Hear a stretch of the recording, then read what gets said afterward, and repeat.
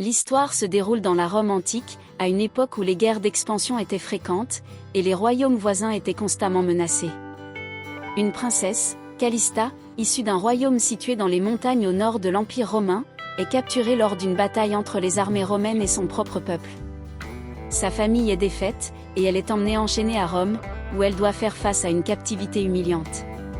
Calista, bien que noble et fière, se retrouve dans un monde impitoyable, loin de sa terre natale.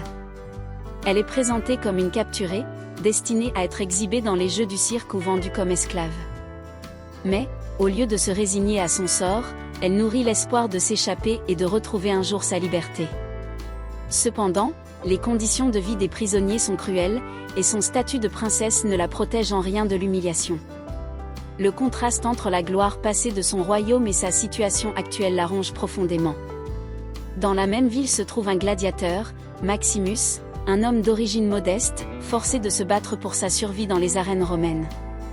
Il a été capturé lors d'une guerre et a vu sa famille décimée. Son corps est marqué par les cicatrices des combats, et son âme est rongée par le désir de vengeance contre ceux qui ont détruit sa vie.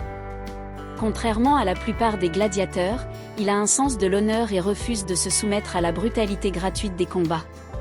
Son unique désir est de regagner sa liberté, quitte à risquer sa vie dans les arènes. Un jour, lors d'un événement public, Calista est amenée dans un cercle d'exhibition romain, où elle doit se soumettre à la curiosité de la foule en tant que princesse capturée. Maximus est assigné à la sécurité de cette exhibition, et il la remarque immédiatement. Leurs regards se croisent, et un instant suspendu dans le temps naît entre eux. Les yeux de Calista sont pleins de dignité et de fierté, mais aussi de tristesse et de résignation. Maximus, tout en restant impassible, ressent une connexion étrange avec cette femme, car il comprend la douleur du captif, ayant lui-même connu la perte et la défaite. Au fil des jours, Maximus est chargé de la surveillance de la princesse. Il la voit se battre contre ses capteurs avec une grâce et une force intérieure qui l'impressionnent. Bien qu'il soit un homme dur, forgé par des années de combat, il reconnaît en Calista un esprit indomptable qui lui rappelle sa propre résilience. Elle ne se laisse pas abattre, malgré les humiliations répétées. Un respect silencieux se forme entre eux, et, peu à peu, leur relation prend une tournure inattendue.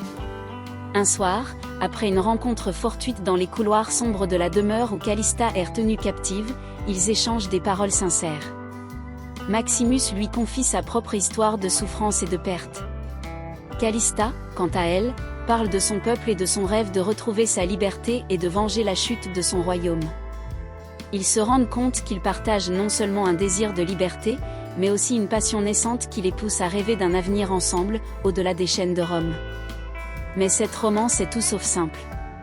Les intrigues politiques et la brutalité de l'Empire romain se dressent comme des obstacles insurmontables. L'empereur, fasciné par la beauté et le charisme de Calista, la désire pour lui-même, mais elle, fière, refuse toute forme de soumission à ses avances. Maximus se trouve pris dans une toile de complot, car il est contraint de participer à des combats de plus en plus sanglants. Chaque victoire sur l'arène le rapproche de la liberté, mais aussi du danger, car les puissants hommes de Rome ne voient pas d'un bon œil sa loyauté envers la princesse. Leurs moments volés de complicité et d'amour se font de plus en plus rares. Ils savent que leur passion pourrait leur coûter la vie, mais c'est dans cet amour secret qu'ils trouvent la force de continuer.